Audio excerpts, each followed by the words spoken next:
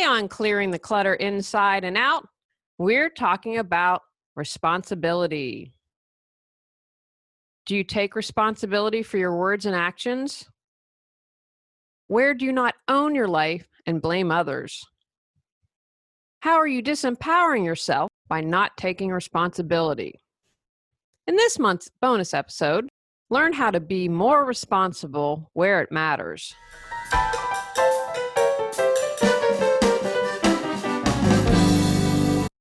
Ready to clear your clutter and share your gifts with the world? Every Tuesday at 1 p.m., join award-winning professional organizer, author, and certified life coach Julie Coraccio on Clearing the Clutter Inside and Out, as she teaches you how to navigate the waters to declutter your life.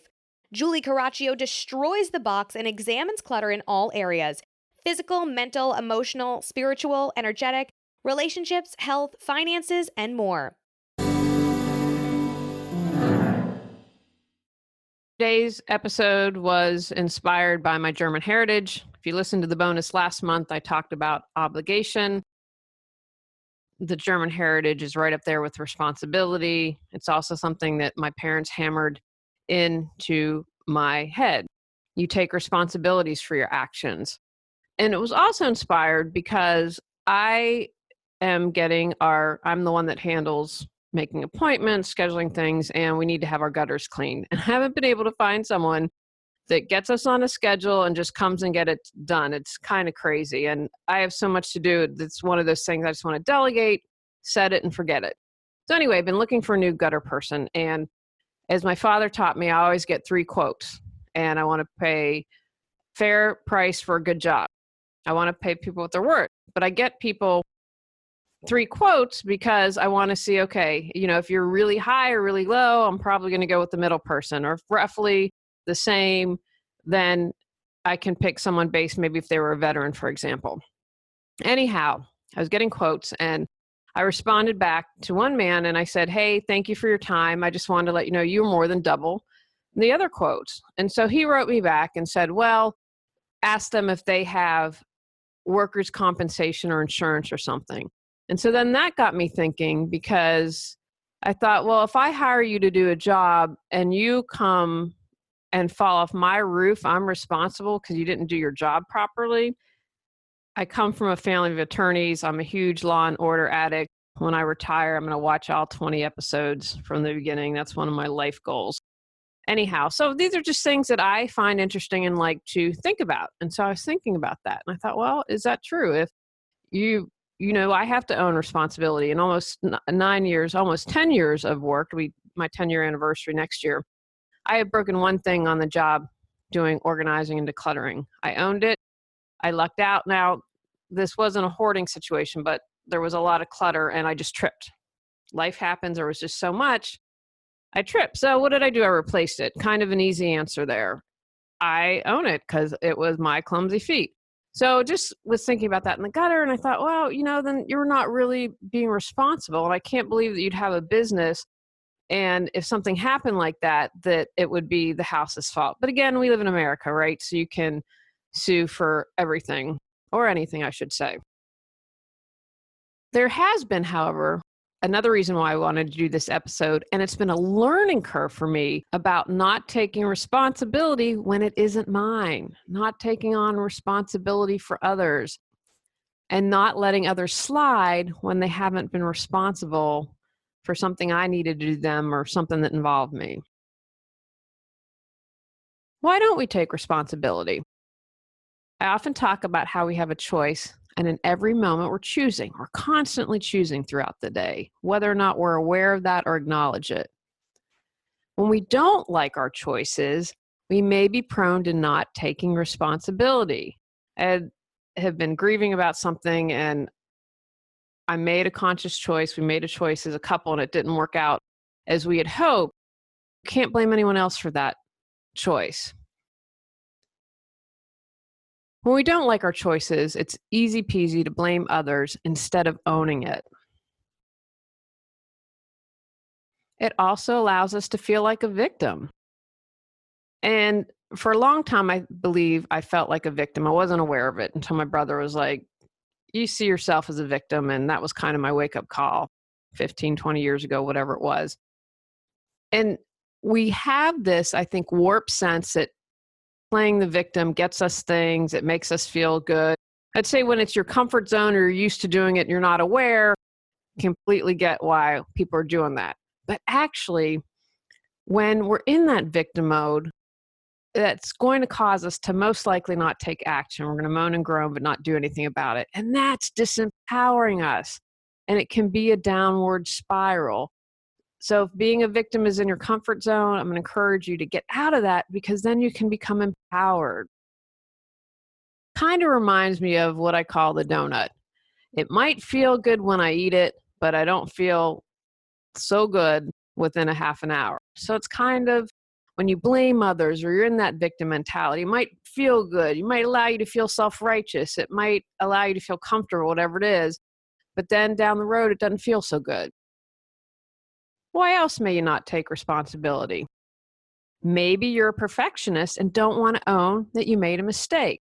And again, I believe that a mistake isn't something bad. It's just saying, okay, time to course correct. This didn't work. What else can we try? Or maybe you grew up in a really rigid household and get in trouble if you made a mistake, and therefore you want to shirk responsibility. Oh, if I don't own it, then I can't get in trouble. And again, they say our personalities are pretty much formed. I can't remember if it's 2 or 3 or if it's something later like 7, but if that's your environment as you grew up, you can understand, be compassionate with yourself while you might want to shirk responsibility for this. But now is time, you're an adult, the past is in the past, let's own it and take responsibility. Perhaps it's something huge and you may feel overwhelmed or feel like you don't have the skill set to do it. Well, we're getting ready to get our house on the market, looking to sell it, and there are days like, I don't want to adult. I don't want to think about a mortgage. I don't want to sign adult papers because I'm a little bit overwhelmed. So I have to own responsibility for whatever we end up choosing, along with Tony, of course. Chop it down into manageable steps. If you have to learn a skill, then figure out how to do that.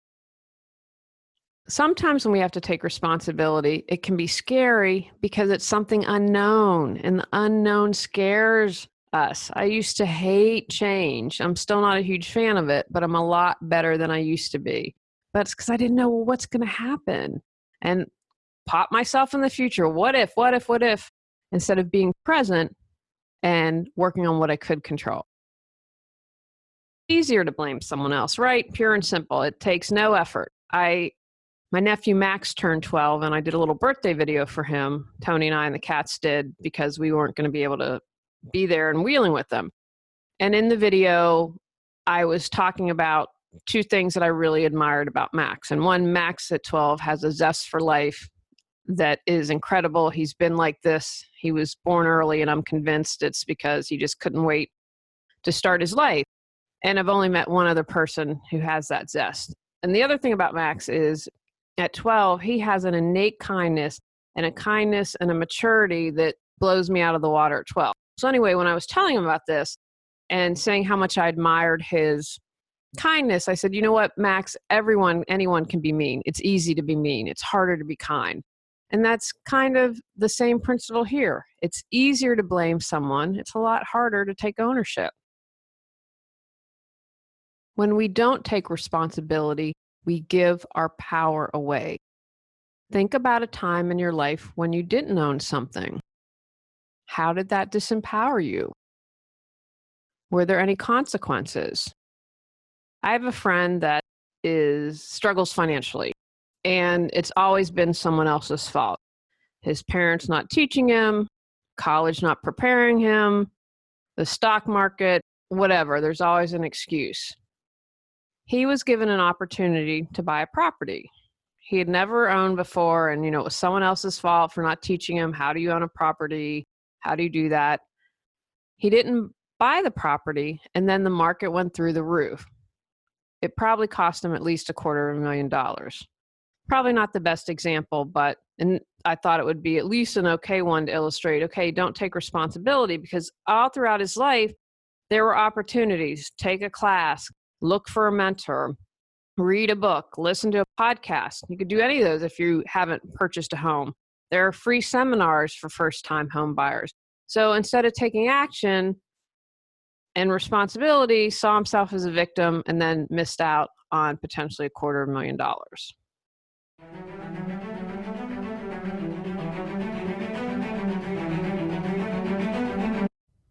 Paid late fees because you can't find your bills? Child miss out on a field trip because of a lost permission slip? Missing out on reimbursements because you can't find your receipts? Go to reawakenyourbrilliance.com to learn how Julie Coraccio can assist you.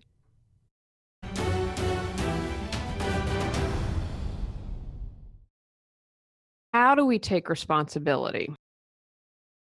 Build your self-esteem. If you feel like a victim, that's what you'll create.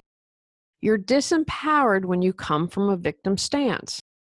Take steps to feel better about yourself, and you'll naturally take more responsibility for your life. There are lots of ways you can build your self-esteem. Ask others to share what they love about you. Write down all the awesome qualities that you have. Work with a coach or therapist. Check out your self-talk. Make sure you're talking positively about yourself. Give yourself the praise you seek.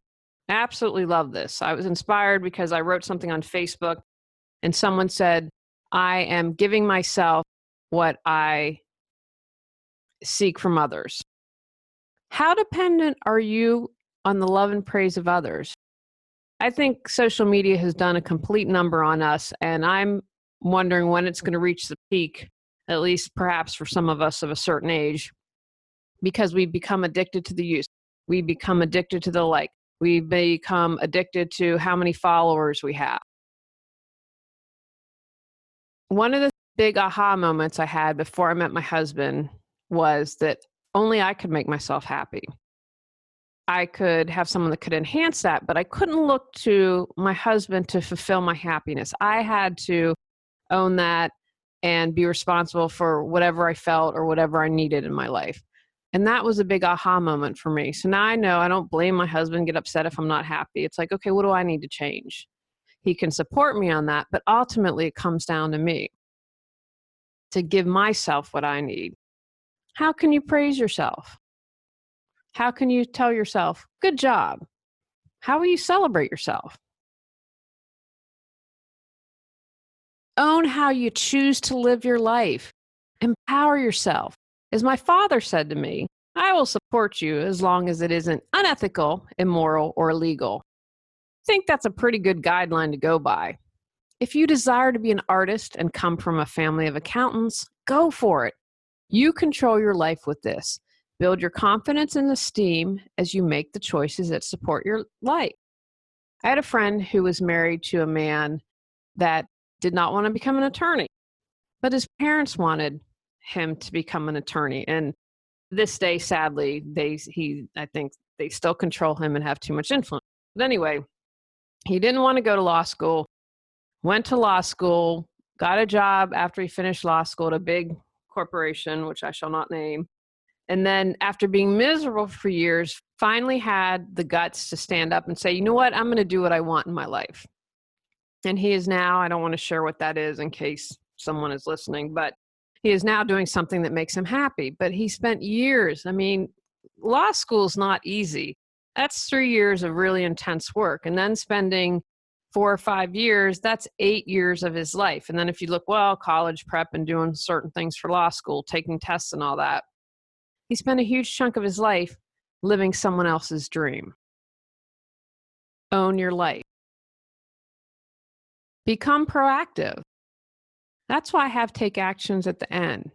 When you take action, you're being responsible and moving forward instead of hanging out in your head wishing things were different.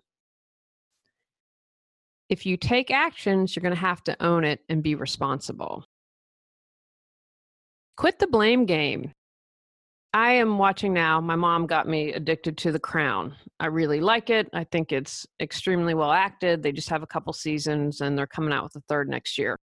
And there's one moment when Queen Elizabeth is really annoyed with her mother because she felt like her mother did not prepare her with a proper education for the things that matter. Now, I don't know if you're listening and you know English history, but the one guy gave up the throne for Wallace Simpson, the American divorcee. So Queen Elizabeth's father, King George, I don't know, I can't remember, fifth, sixth, whatever he was. Anyway, so he became king, but that wasn't part of the plan. He was the younger brother, right? Have an heir and a spare.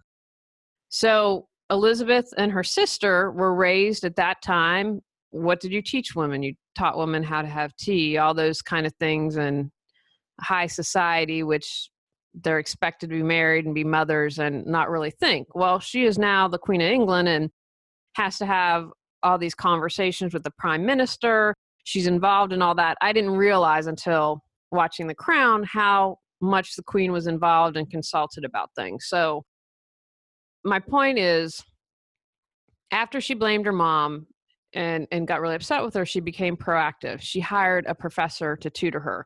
So she had that moment, I'm going to blame, and then like, okay, I'm the queen here. I got to take action and do something. And so she did.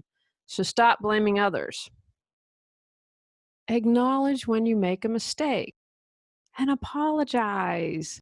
No one's perfect. We're all going to make mistakes. We're going to hurt people even if we don't mean to. And don't do the fake apology. I'm sorry you feel that way. When you've messed up, own it, apologize, and move forward. We all probably know someone who doesn't like to adult, but acts like a child and never wants to own that they did something wrong. Don't be like that person. You make a mistake, you learn from it, and you move forward. Control what you can. What others do is about them. How you respond is about you. You blow up at your coworker, that's on you. This also means not owning responsibility that isn't yours. This was a learning curve for me because I felt responsible for a lot of people and people that weren't my problem. Own yours and empower others to own theirs. I used to be the peacemaker in my family. It used to bother me if people were upset at each other, and I felt like it was my job to smooth things over, get everyone on the same page, have everyone happy. First of all, it was exhausting. But then I'm like, what are you doing? You know better than this. And so I own myself, but let them have at it. And it isn't crazy. Just, people get upset at each other, blah, blah, blah. And there's something right now, I'm like, not my monkey, not my circus. So I focus on what I can control and what I'm responsible for, and I don't worry about others. Be present. When we're in the present, it's easier to be aware of what we're doing and take control and responsibility. It's a little harder if we're in the past or the future all the time. I talked a moment ago about the unknown and not knowing change and how my mind would just automatically go to what if, how, blah, blah, blah, and that crazy hamster spinning. But I come back to the present, then all of that goes away. And then I can take action. Then I can be aware. And finally, know yourself. Recognize your weaknesses and strengths. A responsible person acknowledges their achievements and owns where he or she needs to work on and continues to grow as a person in all areas of his or her life. Practice self-reflection on a regular basis. If you're watching this video or listening to this podcast, you're doing it. These episodes give you different areas to examine and do some reflection and then take action. Continue to know yourself. I used to think that it was a straight line, right? Like, okay, I start here and then I'll be enlightened by, age 60 or whatever. Not happening. I'm always going to be growing and always, hopefully, continue my path of knowing myself and doing more reflection and clearing as much of my inner clutter as possible. If you need a little more support, check out these episodes. From 2018, number 250 in June, knee-jerk reactions. Also from June, number 247, whose voice is that? The May awareness episode, autopilot. From April, episode 239, the glass is overflowing. Also from April, number 236, be the change you wish to see. And finally from 2018, in February, episode 225, you talking to me? From 2017, check out these episodes. Number 217, in December, year-end review. In October, episode 207, what's your baggage? Also the bonus from October, physician, heal thyself. And finally, from 2016, the September bonus, victim mentality, how to stop being a victim.